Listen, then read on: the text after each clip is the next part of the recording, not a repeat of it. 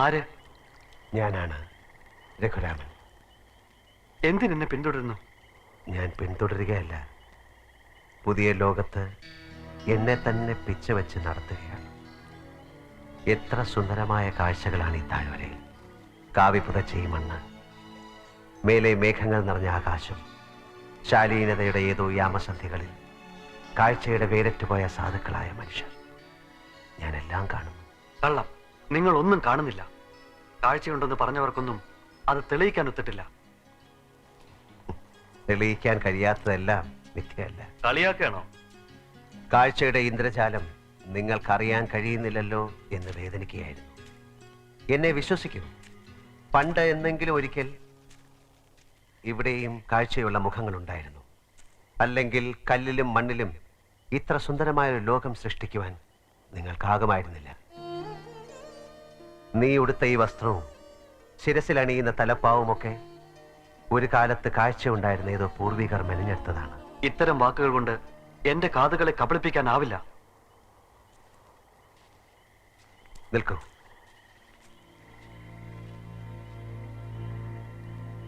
നോക്ക്, ഇത് കണ്ണുകൾ, കാഴ്ചയുടെ ദിവ്യാസ്ത്രങ്ങൾ. ഇത് അടയ്ക്കുകയും തുറക്കുകയും ചെയ്യുന്ന രണ്ട് കുഴികൾ, കുഴികൾക്കുള്ളിൽ ഉരുണ്ട് കളിക്കുന്ന രണ്ട് കോളങ്ങൾ. ഇത് ഈ ലോകത്തെ മുഴുവൻ ജനങ്ങൾക്കുമുണ്ട്. എന്റെ സമന്തകയ്ക്കും. അവളും ഒന്നും കാണുന്നില്ലല്ലോ. സ്നേഹിത, ഞാൻ നിന്റെ സമന്തകയുടെ അടുത്ത് കൂട്ടിക്കൊണ്ടുപോകാം. കൊട്ടാരത്തിലെ അന്തപുരത്തിലോ? അവൾ എവിടെയാണെങ്കിലും അവിടെ. നിനക്കതിന് കഴിയില്ല. ഒരു പ്രാണിക്ക് പോലും കടക്കാൻ പഴുതില്ലാത്ത കൊട്ടാരത്തിൽ നിനക്കെങ്ങനെ കടക്കാൻ കഴിയും? പ്രതിബന്ധങ്ങളെ തട്ടി തകർക്കാൻ എന്റെ കാഴ്ചയ്ക്ക് കഴിയും. സമന്തകയുടെ അന്തപുരത്തിൽ നിന്നെ ഞാൻ കൊണ്ടുപോയാൽ എനിക്ക് കാഴ്ചയുണ്ടെന്ന് നീ വിശ്വസിക്കാമോ? വിശ്വസിക്കാം.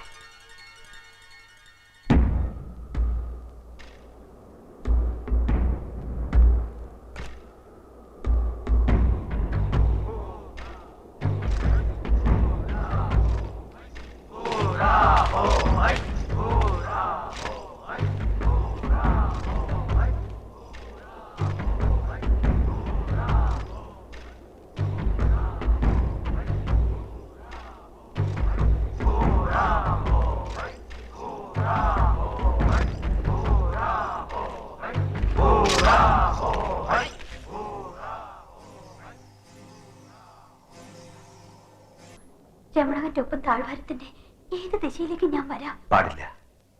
തിടുക്കത്തിൽ സാഹസം ചെയ്താൽ അത് അപകടം. അല്പം കൂടി കാക്കൂ.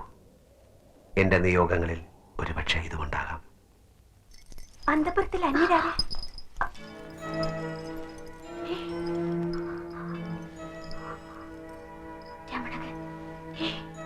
രമണകനോ?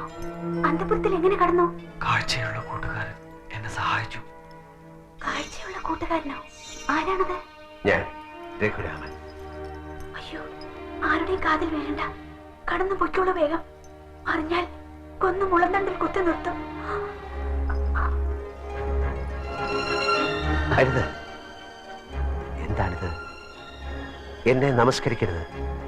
ഞാനൊരു സാധാരണ മനുഷ്യനാണ്. അല്ല, അങ്ങ് സാധാരണ മനുഷ്യനല്ല. ഈ താഴ്വാരത്തിലെത്തിപ്പെട്ട മഹാഗുരുവാണ് അങ്ങ്. ഈ പാദങ്ങളിൽ ഞാൻ എന്റെ വിശ്വാസം അർപ്പിക്കുന്നു. എന്റെ പ്രഥമ ശിഷ്യൻ. താഴ്വാരം മുഴുവൻ തടവറകളാണ്. വിശ്വാസങ്ങളെ ധിക്കരിക്കുന്നവർക്ക് വിലങ്ങാണ് രാജസമ്മാനം. രഘുരാമ,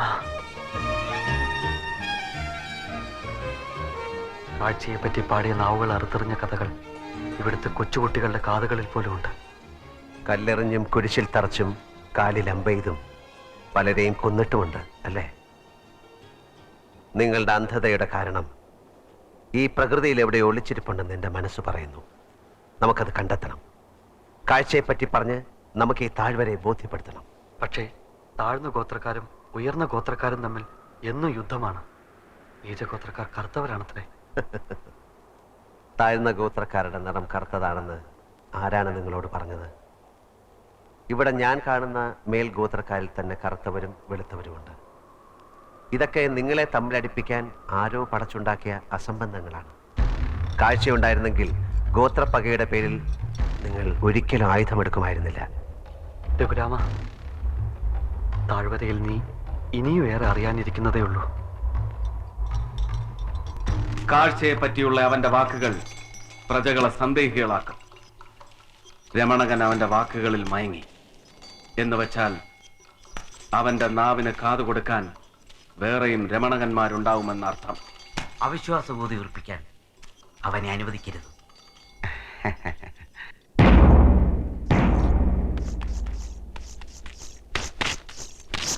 വീരവിജയ് വിജയന്ത മഹാരാജാവ് അറിയിക്കുന്നതെന്തെന്നാൽ ഏതോ അന്യലോക സന്തതിയും പിശാചിന്റെ പിൻഗാമിയുമായ ഒരു അവിശ്വാസി ഇല്ലാത്ത കാഴ്ചയുടെ മഹത്വത്തെ വാഴ്ത്തി ഈ മണ്ണിൽ ചുറ്റിക്കറങ്ങുന്നു.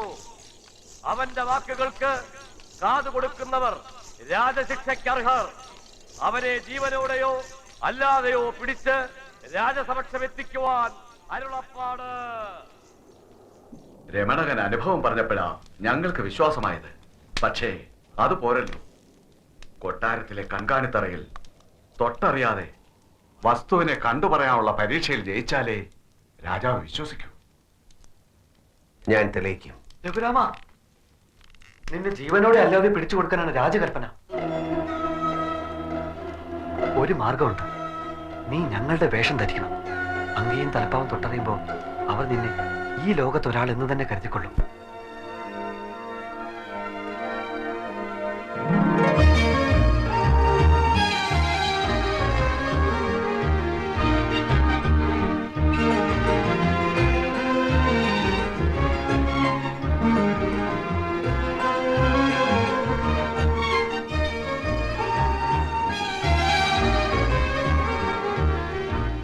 രഘുരാമൻ എന്നാണ് അയാളുടെ പേര്. അയാൾക്ക് കാഴ്ചയുണ്ട്. രമണകനെ ആരും അറിയാതെ കൊട്ടാരത്തിൽ കൊണ്ടുവന്നു. ഞാൻ അയാളുടെ ശബ്ദം കേട്ടു. അയാളുടെ വാക്കുകൾക്ക് താഴ്വരയുടെ മട്ടില്ല. അയാൾ ഏതോ നിയോഗത്തിന്റെ നിമിത്തമാകാം. കാഴ്ചയുള്ളവൻ ദൈവപുത്രനാണെന്ന് ഉരുവീകർ പറഞ്ഞിട്ടുണ്ട്. കൽപ്പന പുറപ്പെടുവിച്ചു കഴിഞ്ഞു. ജീവനോടെ അല്ലാതെയോ പിടിച്ച് ഹാജരാക്കാൻ. പാലുകളും കുരിശുകളും എന്റെ മകൻ ധാരാളം ഉണ്ടാക്കിയിട്ടുണ്ടല്ലോ ഭരിക്കാൻ.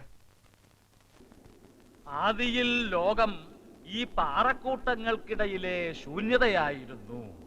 പിന്നെ സ്പർശനശേഷിയില്ലാത്ത ജീവികളുണ്ടായി. പിന്നെ നാലുകാലുള്ള ആടുകളുണ്ടായി. പിന്നെയാണ് മനുഷ്യനുണ്ടായത്. ഏറ്റവും ഒടുവിൽ മാലാഖമാരുണ്ടായി. ഏറ്റവും ഒടുവിൽ മാലാഖമാരെങ്ങനെയിരിക്കും? മാലാഖമാരോ? അങ്ങ് ദൂരെ ദൂരെന്ന് ചിലപ്പോ പാട്ടുകൾ കേൾക്കാറില്ലേ? അത് മാലാഖമാരുടേതാണ്. കുട്ടികളെ, ഈ ലോകം വളരെ ചെറുതാണ്. ഇലാമപ്പഴം പോലെ ചെറുത്. ചുരുക്കത്തിൽ നമ്മൾ ജീവിക്കുന്ന ഈ ലോകം മാത്രമാണ് ലോകം. തെറ്റ്. ഈ താഴ്വാരത്തിന് പുറത്ത് ഒരു ലോകമുണ്ട്. പർവ്വതങ്ങളും പക്ഷികളും പൂക്കളും ആകാശവും മേഘങ്ങളും ഇവയെല്ലാം കണ്ണുകൊണ്ട് കാണുന്ന മനുഷ്യരുമുണ്ട്.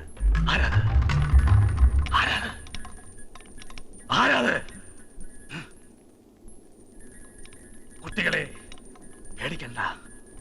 ഏതോ ദുഷ്ടഗ്രഹങ്ങളുടെ അശരീരിയാണത്. നമുക്ക് പഠനം തുടരാം. ഈ ലോകത്തിന്റെ അതിരുകൾ നമ്മൾ ജീവിക്കുന്ന ഈ താഴ്വാരത്തിന്റെ ചുറ്റുമുള്ള പാറക്കെട്ടുകളാണ്. ഈ ഭൂമിയുടെ മുകളറ്റം മൃദുലമായ ഒരു മൂടി മാത്രമാണ്. വിഡ്ഢിത്തം. ഭൂമിയുടെ മേലെ രാത്രിയിൽ നക്ഷത്രങ്ങൾ പൂക്കുന്ന ആകാശം. അശരീരികൾ കാതുകളെ വഴിതെറ്റിക്കാൻ ശ്രമിക്കും. നിങ്ങൾ ഭയപ്പെടരുത്. ശബ്ദത്തിലാണ് ഈ പ്രപഞ്ചത്തിന്റെ നിലനിൽപ്പ്. നാദതരംഗങ്ങളുടെ വേലിയേറ്റത്തിലും വേലിയിറക്കങ്ങളിലും പ്രകൃതിയുടെ വൃത്തിക്ഷയങ്ങളും കാലങ്ങളും ഉണ്ടാകുന്നു. ഗന്ധവും കേൾവിയും മാത്രമാണ് ശാശ്വതമായ സത്യങ്ങൾ. കാഴ്ചയെക്കുറിച്ചുള്ള കെട്ടുകേൾവികൾ വെറും കെട്ടുകഥകൾ. അവയ്ക്ക് കാതു കൊടുക്കാതിരിക്കുക. അവയ്ക്ക് അരുത്. കുഞ്ഞുങ്ങളെ കബളിപ്പിക്കരുത്. ഭൂമിയിൽ ശബ്ദവും ഗന്ധവും മാത്രമല്ല, കാഴ്ച കൂടിയുണ്ട്. അവിശ്വാസികൾക്ക് ഈ ലോകത്തിടമില്ല. ഞാൻ പറയേണ്ടത് നിങ്ങൾ പറയുന്നു. നീ ആര്? രഘുരാമൻ, സത്യം പറയാൻ നിയോഗിക്കപ്പെട്ടവൻ. താഴ്വാരത്തിന് അതിൻ്റെതായ സത്യങ്ങളുണ്ട്. അറിവില്ലാത്തത് നിഷേധിക്കുന്നവൻ അഹങ്കാരി. അസംബന്ധം പുലമ്പാതെ പാഠശാലയിൽ നിന്ന് കടന്നു പോകും. കാവൽക്കാരുടെ കാതുകൾക്ക് കുന്തമുനകളുടെ മൂർച്ചയുണ്ട്. കുട്ടികളെ, ദുഷ്ടാത്മാക്കളുടെ അസത്യവചനങ്ങൾ ശ്രമിക്കരുത്. ഇന്നലെ പാഠം വേണ്ട. പൊക്കളോ പൊക്കളോ.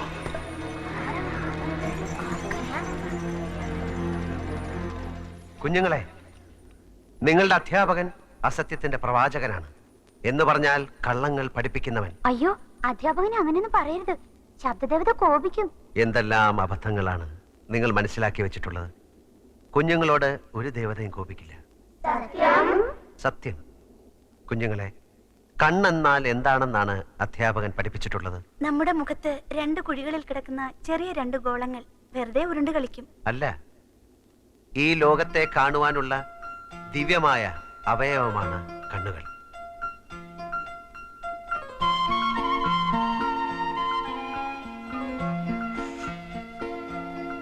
നല്ല മണം അല്ലേ? അതെ.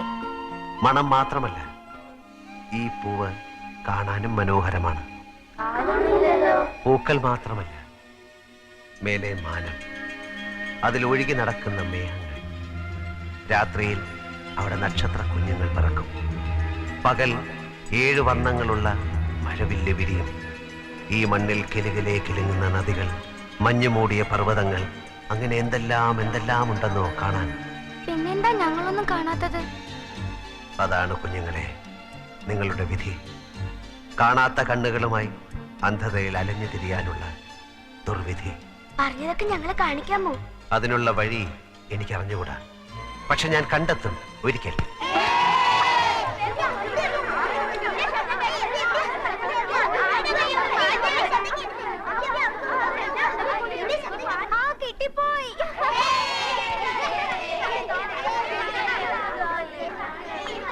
ആരും വഴക്കിടണ്ട. ഇത് നമുക്ക് കാഴ്ചയുടെ കഥ പറഞ്ഞെന്ന് ഏട്ടന് കൊടുക്കാം. ഇത് ഇലാമപ്പഴമാണ്, നല്ല സ്വാദാ. ഏട്ടന് വേണ്ട, നിങ്ങളെല്ലാവരും കഴിച്ചോളൂ.